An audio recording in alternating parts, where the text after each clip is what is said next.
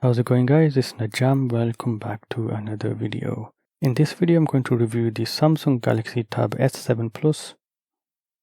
5 years ago this was Samsung's flagship tablet, and in 2025 it's an absolute amazing piece of kit that you can still buy. It's held up really well.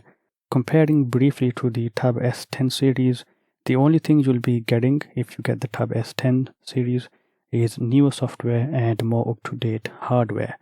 And the hardware on this tablet is actually not that bad. And same goes for the software. Now I'll talk more about this later on in the video. Let's go over the specifications.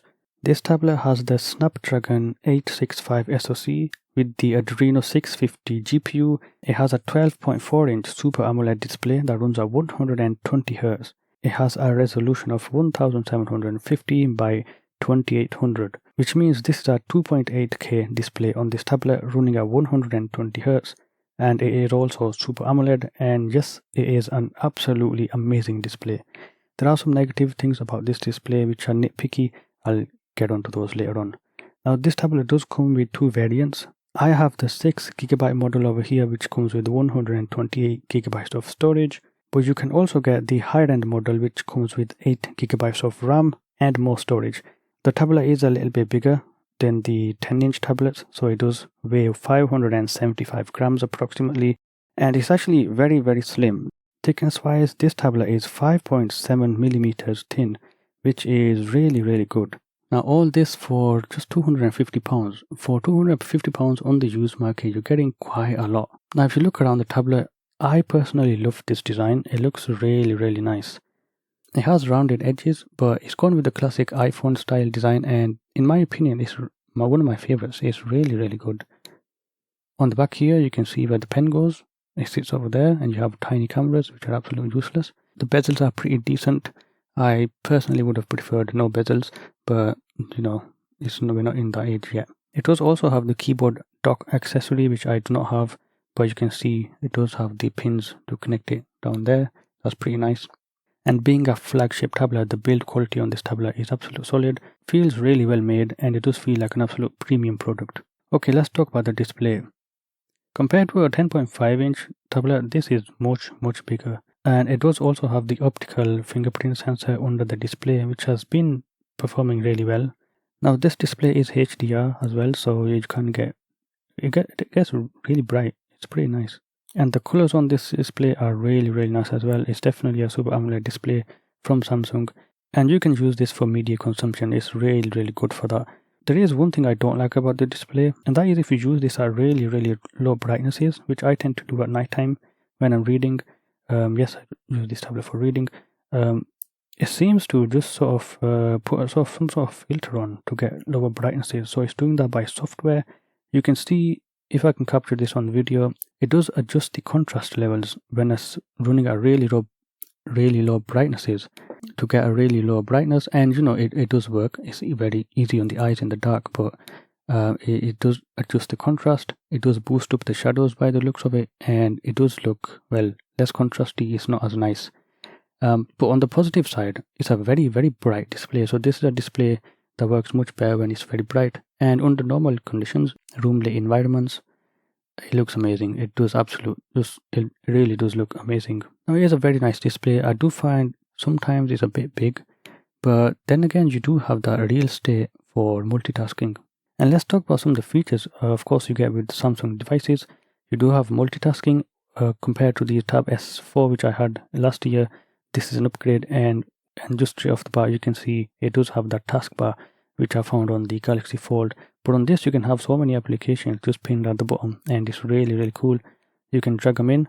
That's very nice, and I love this taskbar. It's very nice. You can access the app drawer by going to the app drawer icon on the corner, and it's just amazing. This is really nice. You also have, you know, the typical notification to dock or to pop-up window applications. So if you have a notification, you can drag that into a window. That's really cool.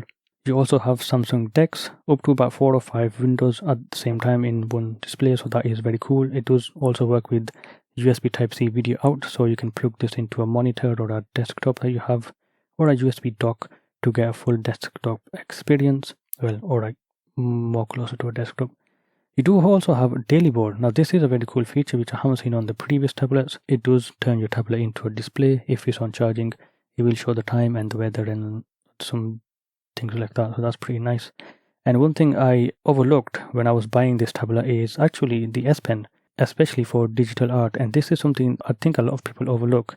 The Samsung tablets, because they have the S Pen support, you can use these for digital art. And Android does have applications like Critter. You have Critter. I use Critter on this. It's very nice. And you can even do pixel art on this. That's very cool. You also have Sketchbook. And also there's Art Rage. Now there are some limitations in what you can do in the applications compared to the desktop versions. But this is an amazing tablet for painting, for digital painting and digital art.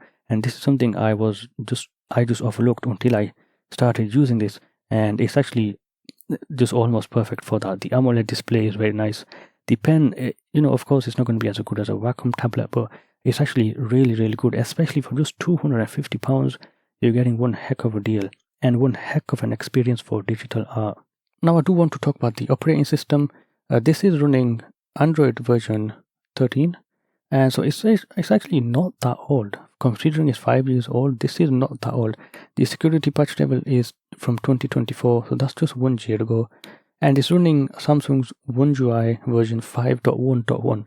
And it's a bit older, but definitely not missing out on so much. It's actually not that old.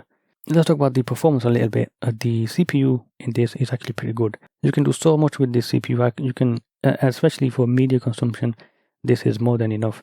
And that's why I use it for multitasking, for web browsing, for general use instead of having a laptop.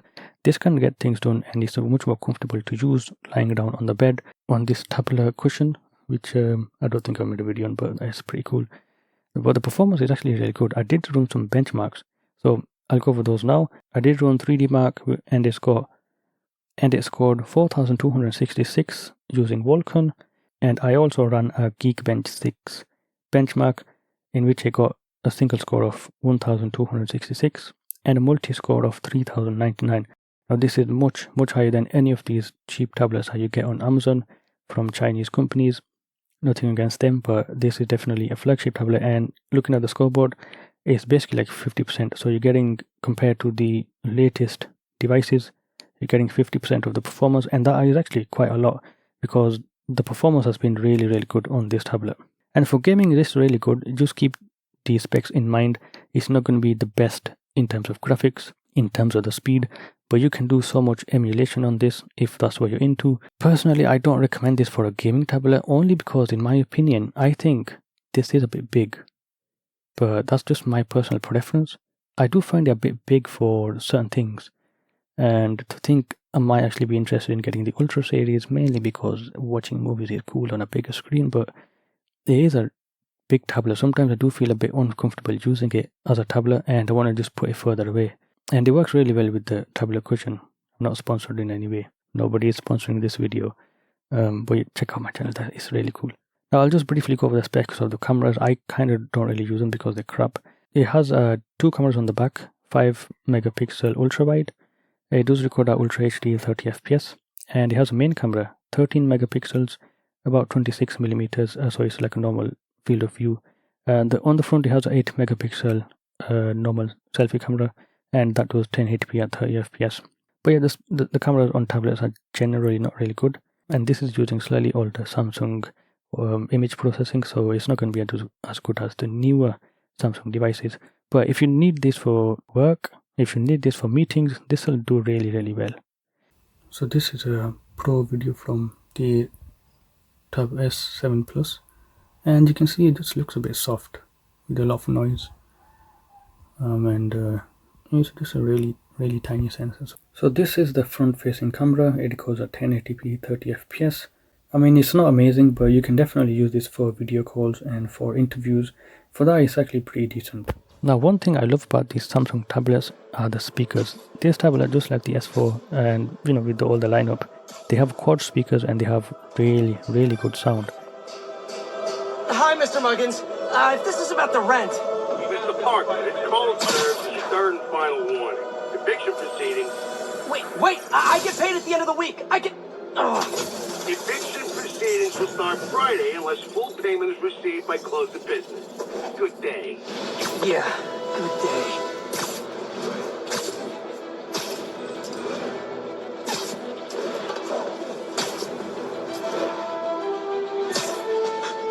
An armed mugging was just for... Hi, Mr. Lee.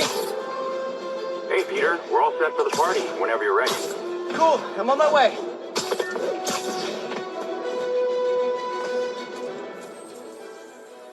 Now let's talk about the battery life. It has a 10,090 milliamp hour battery, and it does have 45 watt charging, which is much faster than the Tab S4 which I had last year, and so it charges up really quickly, and I can easily get through the day.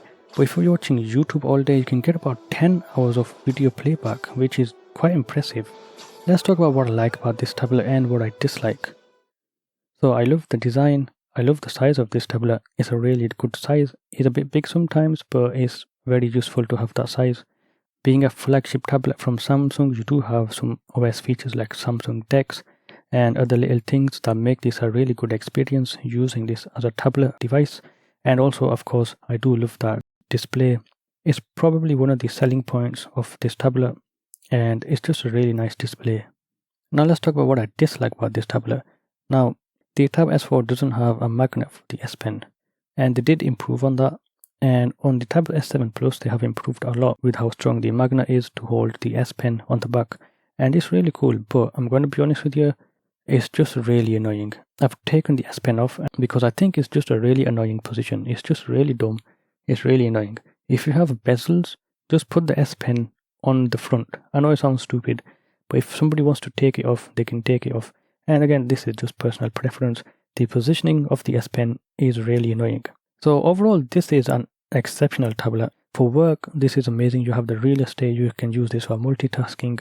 The battery life is solid. You can use this for taking down notes, for digital art, for movies, watching movies on this, watching videos and stuff like that. It's just amazing. This is a big tablet for some people, and I do like the size. But I am really tempted to go back to the 10-inch tablets simply because I do also have the Tab S4 lying around and I use it from time to time, and I do just love the size of that tablet. It's very compact and it's very easy on the eyes to use because it's a really good size display. But nothing against this tablet again, obviously. This is an amazing tablet. It's just for £200 or £250, in my opinion, this is probably the best tablet you can buy right now. So check out my channels for other reviews and stuff, and if you do have any questions, ask me in the comment section below. Thank you guys for watching, and I will see you guys in another video.